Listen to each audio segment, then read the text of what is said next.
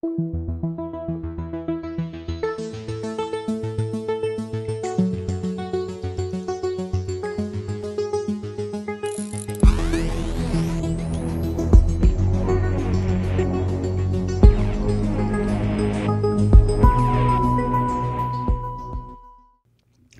here's something that you may find interesting. There's a right-wing nutfuck named Alexander.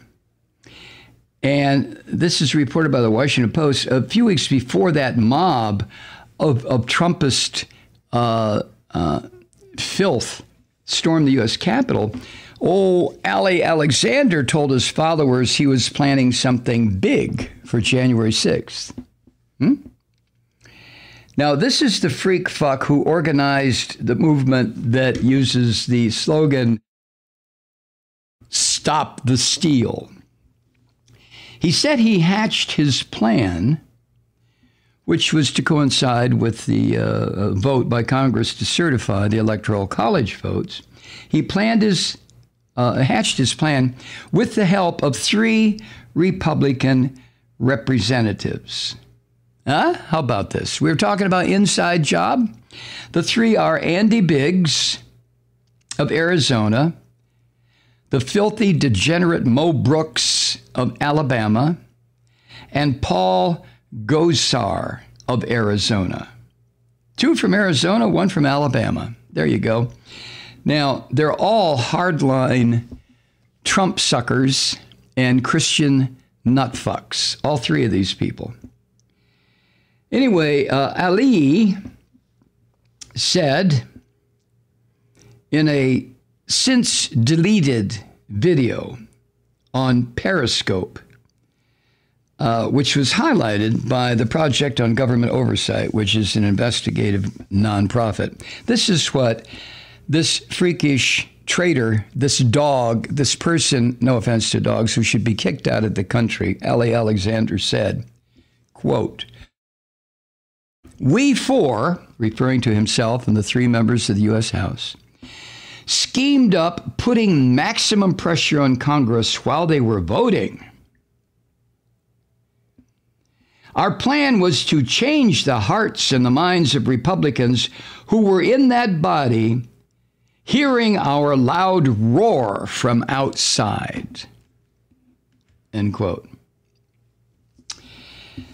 Now, this filthy puke, Ali Alexander, has been banned from Twitter this week. Oh, wow.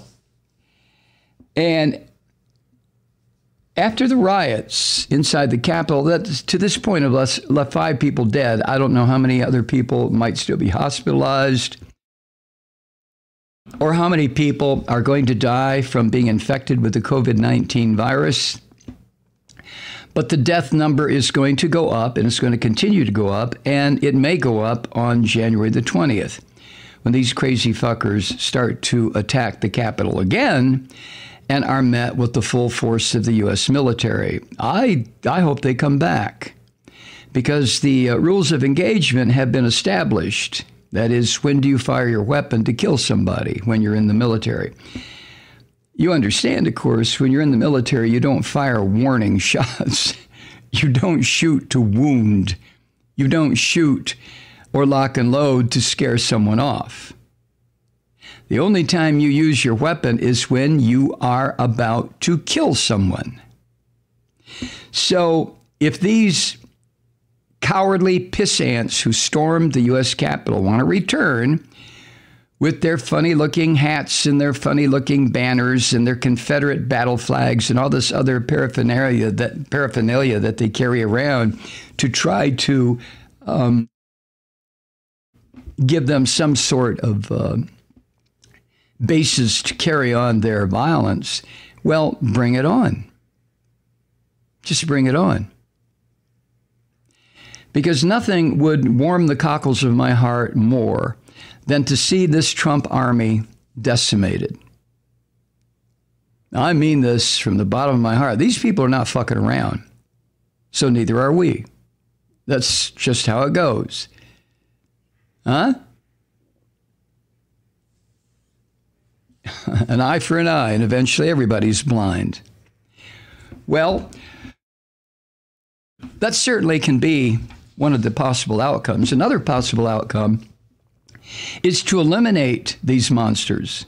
Let them attack again and kill every fucking one of them. Seriously. Seriously. I found out today that right down the road from the Daniel Scapin studio, there's a church, the Briar Lake Baptist Church.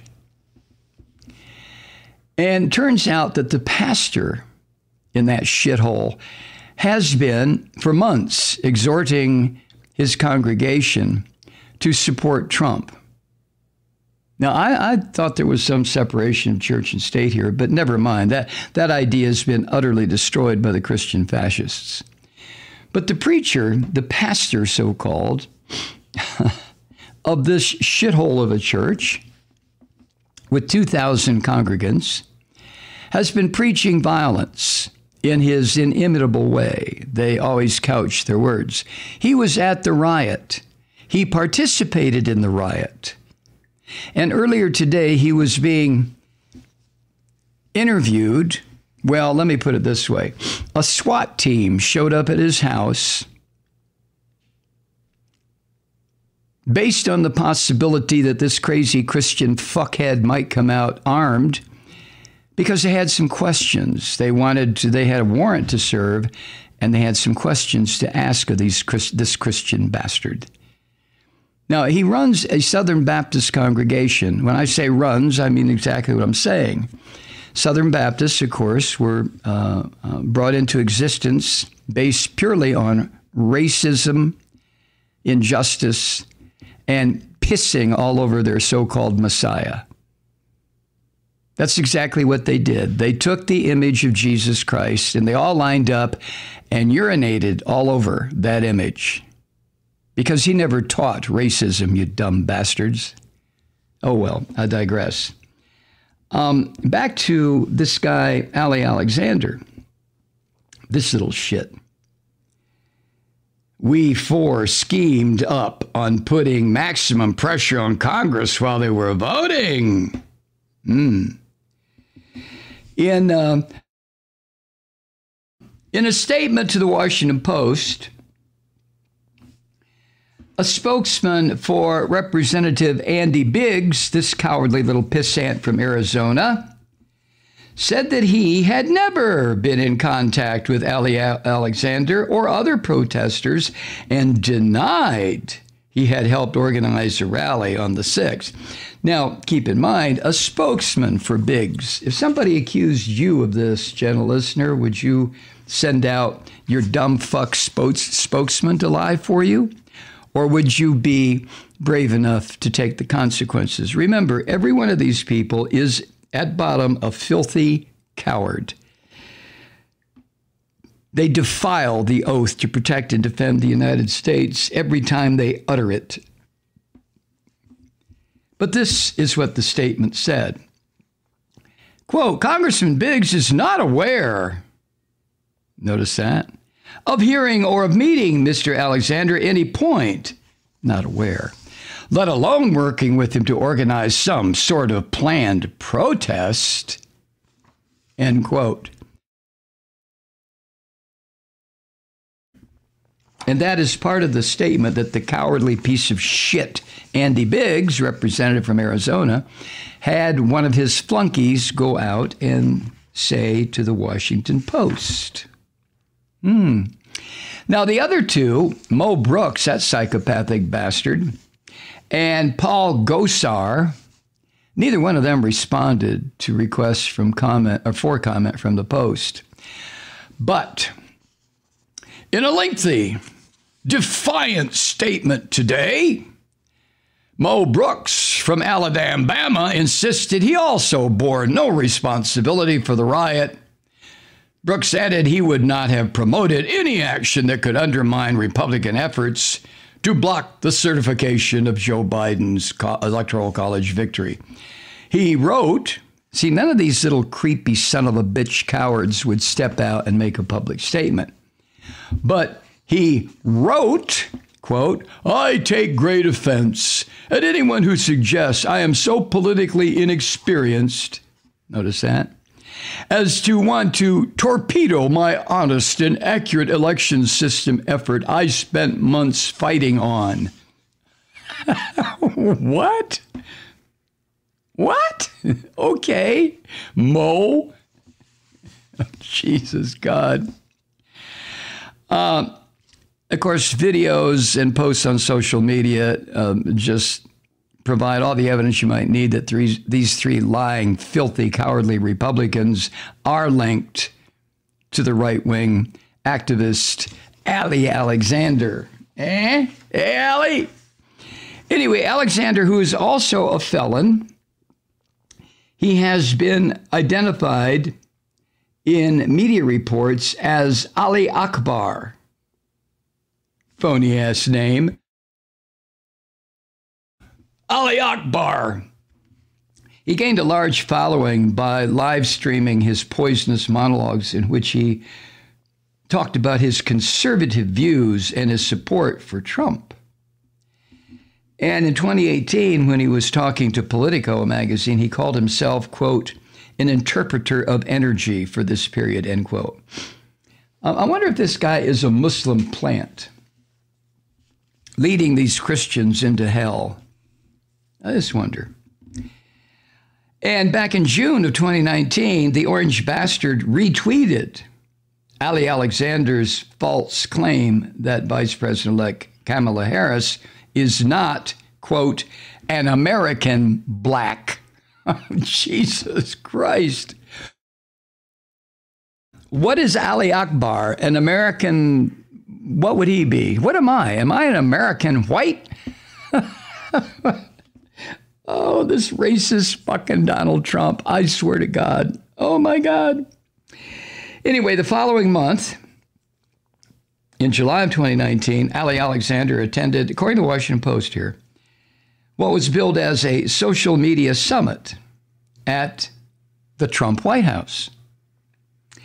And he was there with a number of these neo-fascist, Christian fascist figures who had accused companies, the media companies, of an anti-conservative bias. Oh, you pissy little whiners. Oh, my God. And after Trump lost the election by 7 million votes on November 3rd, the Daily Beast noted Ali Alexander then positioned himself as a leading voice behind the movement to support Trump's challenge to the election results. He was labeled by Representative Gosar, quote, a true patriot, end quote. And on December 19th, the two, Representative Gosar and Ali Alexander, spoke at a rally in Phoenix that was called one of those Stop the Steal rallies, right? At that rally, if you want to call it that circle jerk of these creepy fuckers, Alexander said this, quote, we will not go quietly. We'll shut down this country if we have to. And then he led the crowd in a chant of 1776. What the fuck does that mean to these morons? They wouldn't know 1776 from a bag of hinges. 1776! Hi, Truth Seekers. Mike Malloy here. As you know, we've switched formats and are now broadcast exclusively on the Progressive Voices Network. So that means you get fewer program interruptions, no corporate commercials, and lots of profanity. But our format change also means some of our radio listeners no longer hear the program. It's been a while since I mentioned our podcasts, so you may have forgotten that there is a way to listen to this program anytime you need a good dose of screaming. Visit MikeMalloy.com and subscribe to our podcasts. As a podcast subscriber, you can download the program to your mobile device and take me with you wherever you go. And if you have a friend who needs a dose of truth-seeking, you can give a gift subscription as well. That's MikeMalloy.com, and never miss a minute of the uncensored fun and frivolity.